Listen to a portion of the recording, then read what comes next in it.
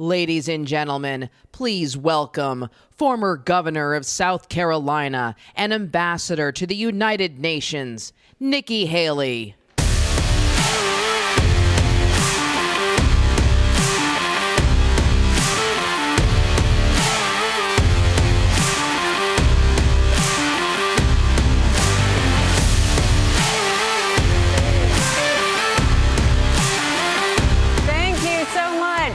It's great to be back at Cpac. I'm always happy to be here with my fellow conservatives. In case you didn't notice, the liberal media's heads are exploding about my run for president. And we all know why. The media can't stand the fact that I'm a conservative. Think about it. I'm a woman, I'm a minority, and I'm the daughter of immigrants.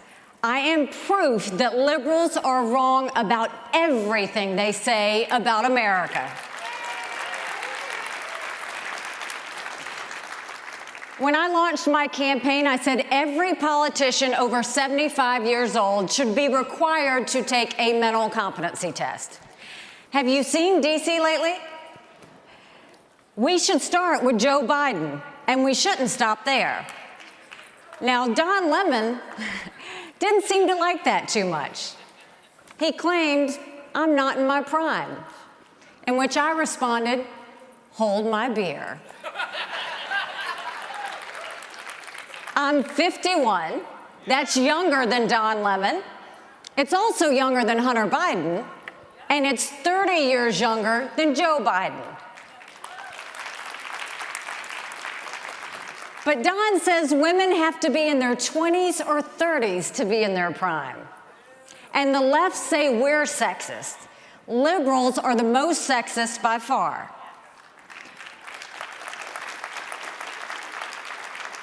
For the record, I was right. Every politician and judge should have to take a competency test. If you want to start at age 50, I'm good with that too. I didn't say the same for sexist middle-aged anchors, but Don Lemon proved CNN should probably consider that as well. Liberals attack me because they don't like who I am or what I say. I'm running for president to stop America's downward spiral toward socialism and end the self-loathing that has taken over our country. I'm running for president to renew an America that's strong and proud, not weak and woke.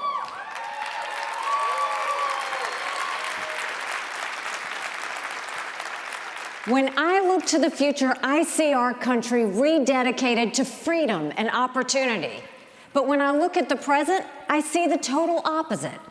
Joe Biden and the Democrats are giving us oppression, poverty, and lawlessness.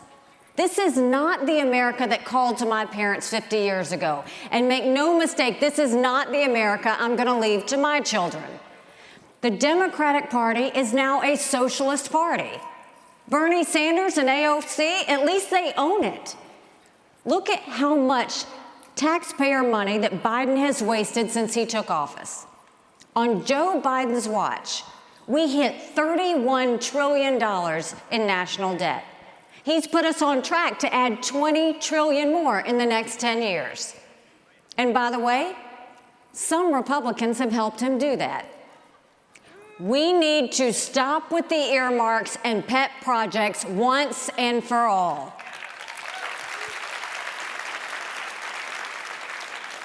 Joe's only regret is that he hasn't spent more.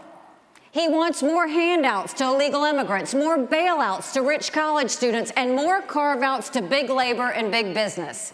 He doesn't mind spending so much because he knows it's your money that he's spending. And the only thing Joe Biden needs to spend more of is more time in retirement.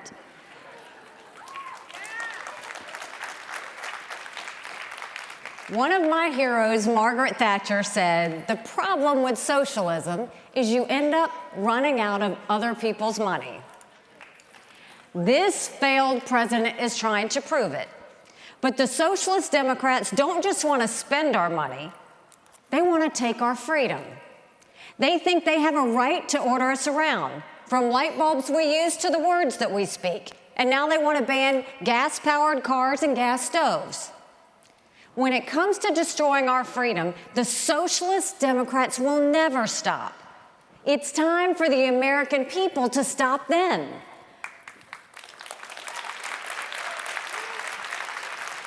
Socialism is weakening our country at the worst possible moment. We need an economy that can outcompete China. But the only competition Democrats want is the one on who's most triggered. We need families who are thriving and confident. But liberals have given them the highest inflation in 40 years and the lowest confidence in history.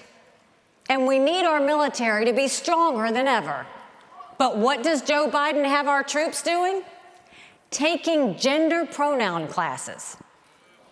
Now, I'm the wife of a combat veteran, and that disgusts me. Our troops already know the difference between men and women. They also know that we need a different commander-in-chief.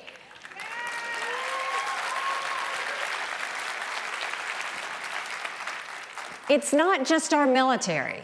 On Biden and Harris's watch, this woke self-loathing has swept our country. It's in the classroom, the boardroom, and the back rooms of government. We're told our country is flawed, rotten, and full of hate. Joe and Kamala even say that America's racist. Wokeness is a virus more dangerous than any pandemic, hands down. I have traveled the world and back, and I've seen what's out there. America isn't perfect, but the principles at the heart of America are perfect. And take it from me, the first minority female governor in history, America is not a racist country.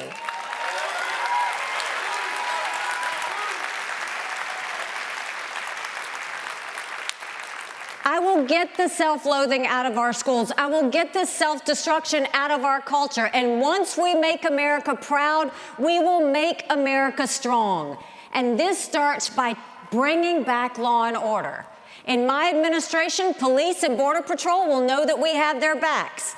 And criminals and illegal immigrants will know that we have their number.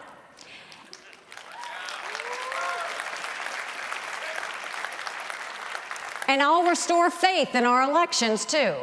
As governor, I signed voter ID in 2011. The media went crazy, and I was vilified for it.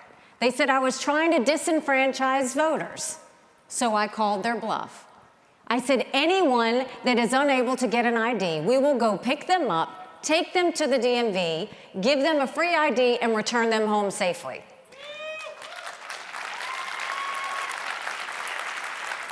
Out of 5 million people in South Carolina, you know how many people asked for a ride? 25.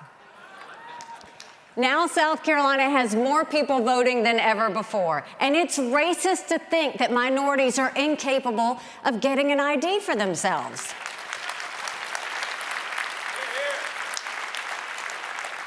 I'll make America strong at home. We'll have safe streets, secure elections, and a strong economy that lifts up everyone, not just a select few. And I'll restore our strength in the world. I'll make our armed forces of the United States more powerful and capable than ever before. Never forget, a strong military doesn't start wars. A strong military prevents wars.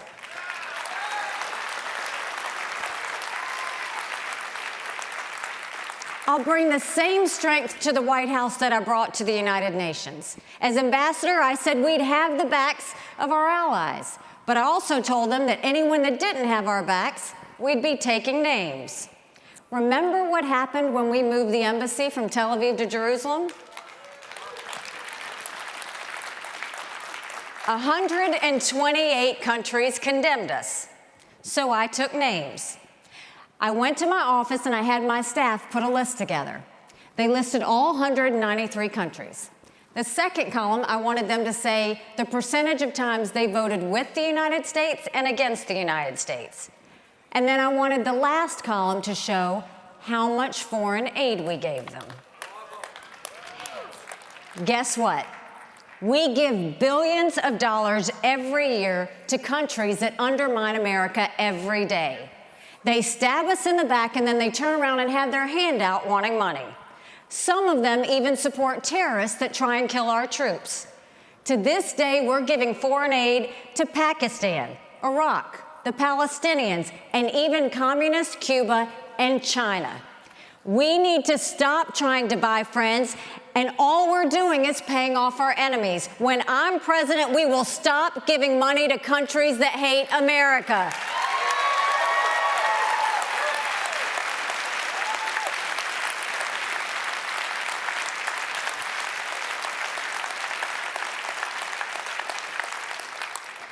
Our enemies think they can walk all over us. I mean, did you ever think that Americans would look to the sky and see a Chinese spy balloon looking back down at us? It was a national embarrassment. Make no mistake, Communist China is the strongest, most disciplined enemy we've ever faced. We need to hold China accountable, and we need to start with COVID.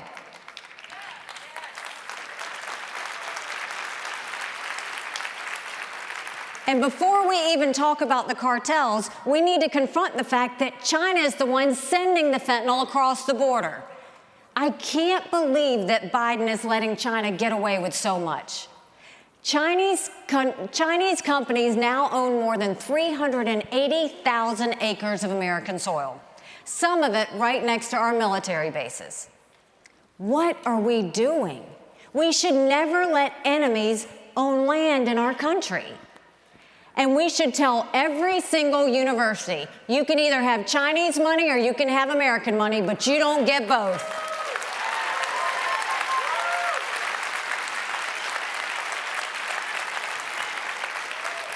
China thinks the American era has passed. So do our enemies.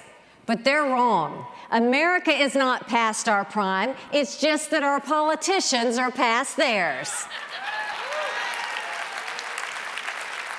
It is time that we have term limits once and for all in Washington, D.C.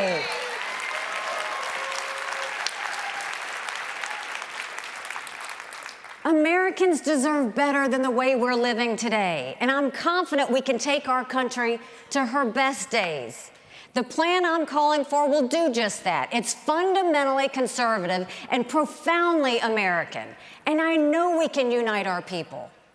But real unity doesn't come from faint hearts or watered-down compromises.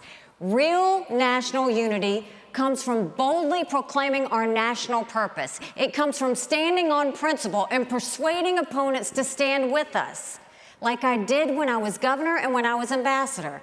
I'll take this message far and wide in the days ahead. But I have a particular message for you, my fellow conservatives. We've lost the popular vote in the last 7 out of 8 presidential elections.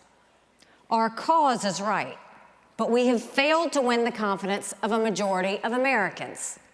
That ends now. If you're tired of losing, put your trust in a new generation. And if you want to win, not just as a party, but as a country, then stand with me.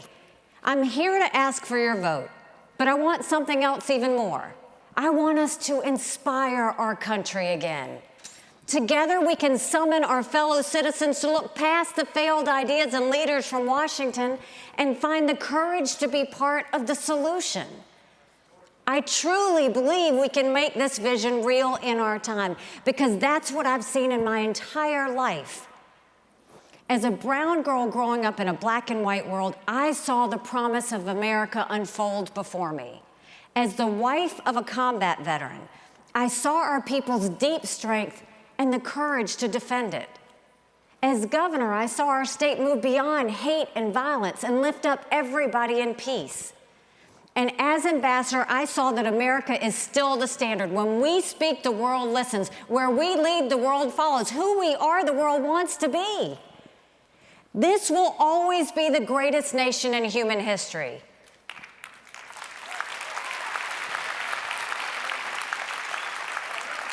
Now we have a duty to make it greater still. This is my purpose. This is our mission. Let's save our country from weakness and wokeness. Let's bring back a nation that's strong and proud. If anyone can do it, it's the American people. And I have faith that we will prove it again. Thank you, and God bless America.